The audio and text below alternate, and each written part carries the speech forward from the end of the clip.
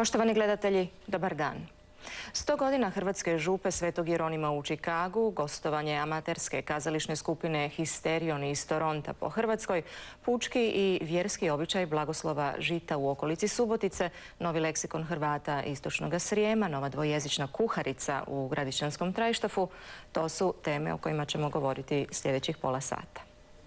Kutak domovine, vjere i zajedništva, simbol i snaga koja je okupljala ljude iz svih krajeva Hrvatske, nastanjene u Čikagu i saveznoj državi Illinois.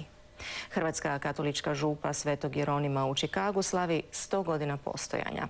Na zabavi i druženju u povodu velikog jubileja okupilo se oko 1100 ljudi, a misno slavlje u crkvi na Princeton Aveniji predvodio je nadbiskup Čikaga kardinal Francis George.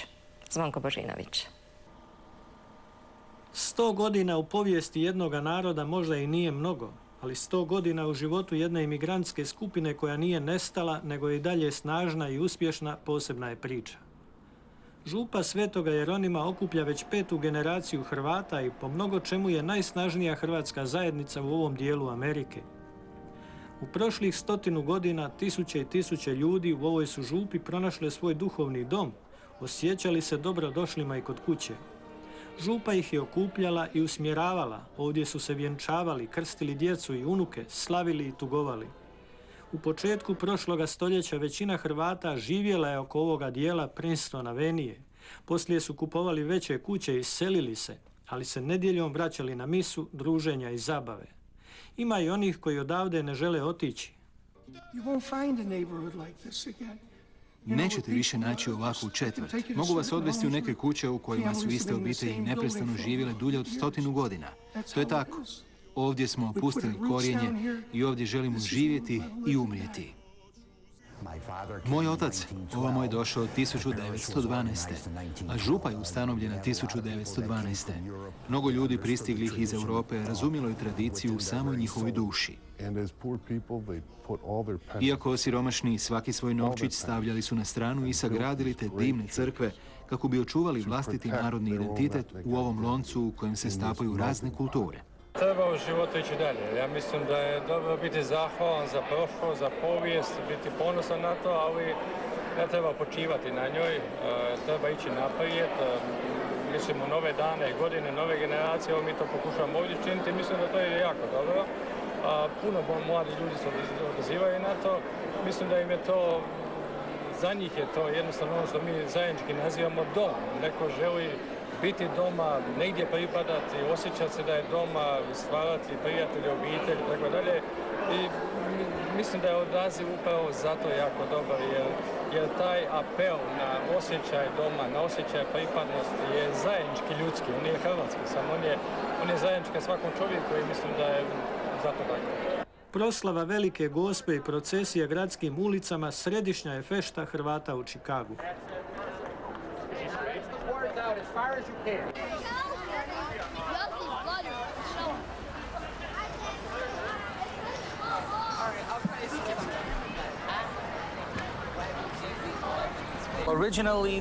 U početku su hrvatski doseljenici koji su se nastanili u četvrti Bridgeport došli iz Dalmacije. Ondje se nalazi veliko svetište Gospe Sinjske i kako možete vidjeti, danas se u procesiji nosi njezin lik. Već 105 godina, počevši od 1906. naša procesija prolazi ovim putem, avenijom Princeton na sjever, pa zatim ulicom Wells prema jugu do stadiona White Soxa i zatim nazad avenijom Princeton do crkve. Traje oko sat i pol. Hrvati su vrlo snažna etnička skupina. Do danas su vrlo aktivni. Svetkovina Velike Gospe 15. kolovoza velika je svečanost. Peku se janjci, slavi se misa i ta se proslava održava već dugo vremena. Oni održavaju tu tradiciju. Mislim da nas ovaj događaj uči da je važno prepoznati vlastite korijene, a na ovom mjestu živima se čuvaju jezik i kultura.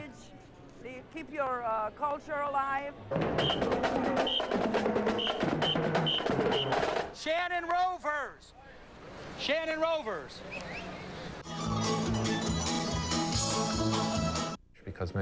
Mnogi naši župljani nisu Hrvati, već ima tu Italijana, Poljaka i Iraca. I sve te razne nacije čine nas raznolikom, ali i vrlo snažnom župom. U sklopu župe djeluje i hrvatska škola koja je odgojila tisuće i tisuće mladih, danas odraslih i ne samo Hrvata.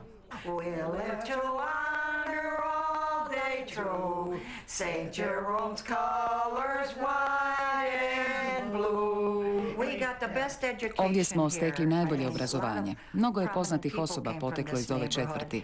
To povećava ugled u školi Svetog Jeronima. Bilo je vrlo strogo, ali i vrlo pravedno. Ovdje sam odrastala i pohađala školu zajedno s braćom i sestrama. Bilo nas je 6. Tu sam se pričestila, a i moja djeca i unuci išli su ovdje u školu. Uzmem li u obzir i rođake u prvom i drugom koljenu, 59 nas je završilo školu Svetog Jeronima.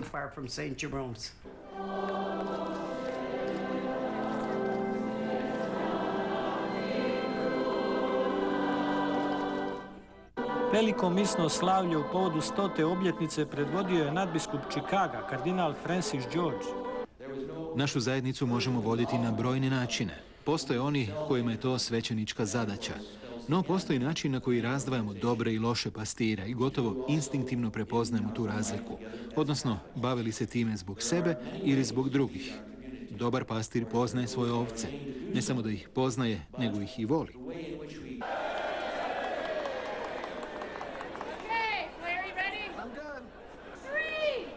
Nakon mise i zajedničkog slikanja, mnoštvo se uputilo u hotel Hilton, gdje je održana središnja proslava. Bogat program, pozdravni govori i najave novih projekata. I radosni smo i ponosni da vi Hrvati napokon imate malo i vremena za sebe, da napokon možete doći u ovako jedan veličanstveni hotel, da možete slaviti ovu obljetnicu. Župnik Frajozo govori o knjizi i filmu koji su pripremljeni u povodu 100. obljetnice, o novostima koji se o župi mogu pregledavati na mobilnim telefonima i mogućoj izgradnji novoga centra u blizini župe.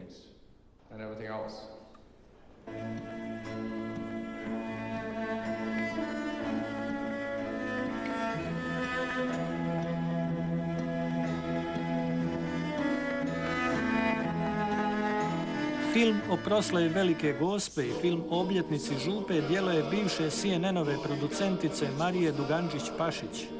Prije 3 godine sam napisala knjigu Hrvati, povijest Hrvata u Chicagu, i kako sam skupila te slike i fotografije i kako sam čula sve bakice i ovi, pogotovo starija generacija, koje nažalost i stariji su naravno i bilo mi je žao da sve te priče njihove odu u grob, da niko to baš nekako ne zabilježi.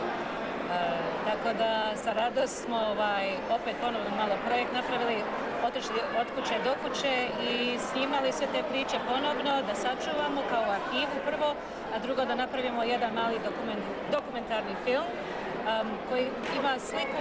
Chicago je ipak bogat grad, puno etničkih grupa i mi smo jedan dio ovog grada koji smo uveličali i uljepšali.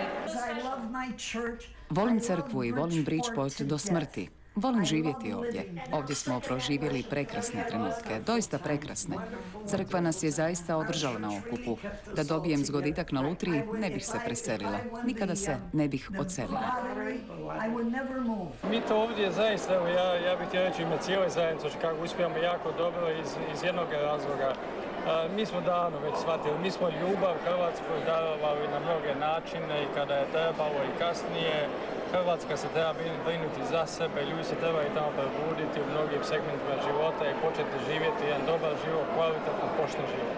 A mi ovdje smo se okrenuli zajednici, našoj zajednici ovdje koja dakle 100 godina ovdje živi, ovdje djeluje, ovdje stvara, ovdje gradi, ovdje stvara prijatelje iz drugih zajednica. I mislim da ako čovjek, mislim da je to isto kao i osoba, ako ste vi jaki sami u sebi, ako imate u sebi snage, onda tu snagu možete podijeliti s puno ljudi oko vas. Ako ste vi jaka zajednica ovdje, kao što mi želimo biti još jača, onda možemo tu snagu podijeliti drugima, pa i u domovini bilo gdje drugom. Mislim da je logika i smisao toga vrlo jednostavna.